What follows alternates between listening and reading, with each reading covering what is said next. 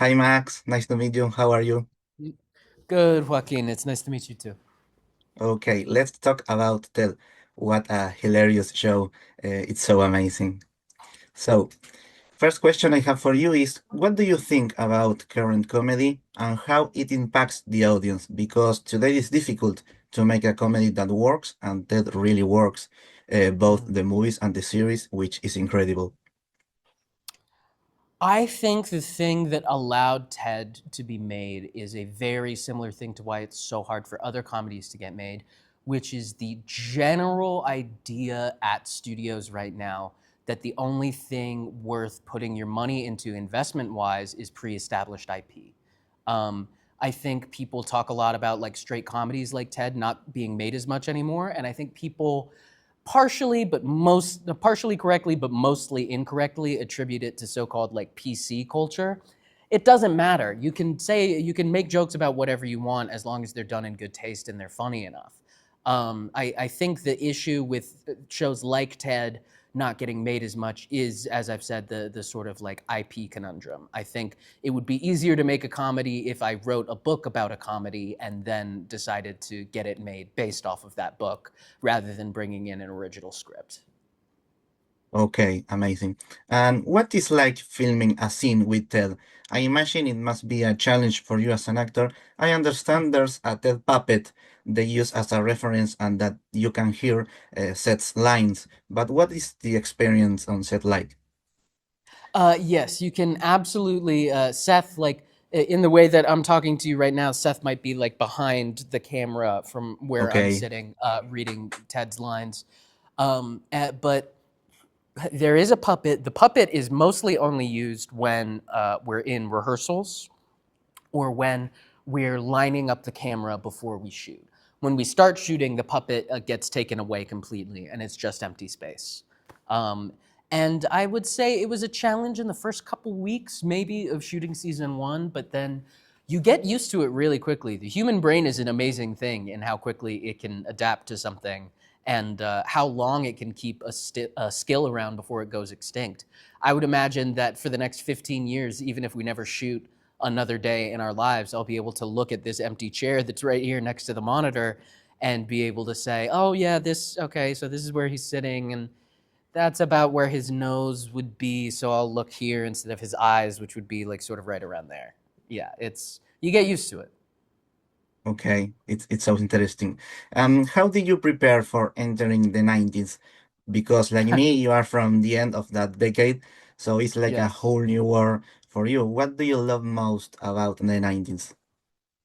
What do I love most about the 90s? I don't know. Like, I feel like there was so much, and maybe this is like nostalgia or like a golden aging thing, but especially in like today's climate and a lot of the climate that I grew up in as well, and sort of like even in the 2000s, in the 2010s, like as opposed to the 90s. In the 90s there was so much hope, everybody was looking forward to stuff, the internet was this brand new thing, everybody was like connecting with each other from around the world in like really positive ways.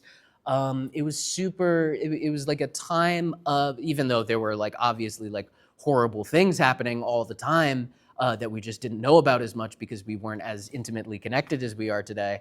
I feel like that's part of the nostalgia, is that you could pick and choose what to hear about and understand. Okay. And do you laugh so much during filming to the point that you have to repeat takes? Yes, constantly, all the time. That's why we have editors. They are incredible at what they do, and they make it so that I only look like the exact right amount of idiot when the whole show gets cut together. And imagine your version of John Bennett meets Mark Wahlberg's version. What advice would the teenage John give to the adult John? Oh, what advice would the teenage give to the adult? That's an interesting one. Yes. Um, Interesting. I like. Oh, I don't know. I'm trying to think of what he'd say. Like, if those two characters met, I feel like it'd be something like "take it easy on the creatine" or something like that. But I feel like before he could get a word out, I feel like Mark Wahlberg's version would beat up my version. I feel like he's like graduated out of being like a dopey nerd, and he's now like the sort of like big guy who hates nerds. especially in that like kind of 90s fashion where that was so in vogue. Okay, like it. And if there were a Ted in your real life today, what would you ask him to help you with? A situation where you like to have Ted by your side. Hmm. A situation where, oh, I yeah, I the other day, a few weeks ago, I locked my keys in my car, but the window was cracked open a little bit, and I feel like it would be great to have him around for that, similar to like the vending machine bit from this season in the abortion episode, where he could like squeeze through like the gap in the window. Other than that, I can't see how having a talking teddy bear would help in literally any situation. Yeah, yeah. And my final question for you is, if Ted could come to Argentina here to watch a soccer match, to cheer for Mm. Messi, do you think he will adapt to us, the fans, or would we cancel him immediately? Because we are very passionate about soccer here.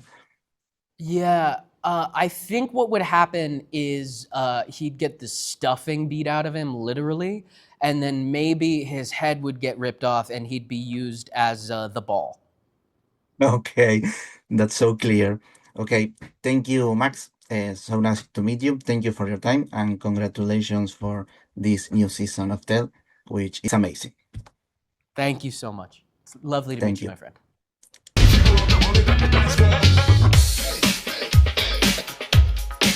Hey, can I have this?